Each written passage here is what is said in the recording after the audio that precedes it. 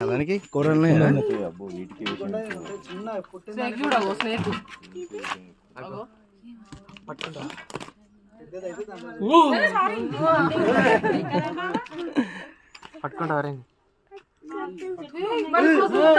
పట్టుకోండి పట్టుకోండి ఒకసారి పట్టుకొని తోక పట్టుకో తోక పట్టుకో తోక పట్టుకొని ఏం కాదు.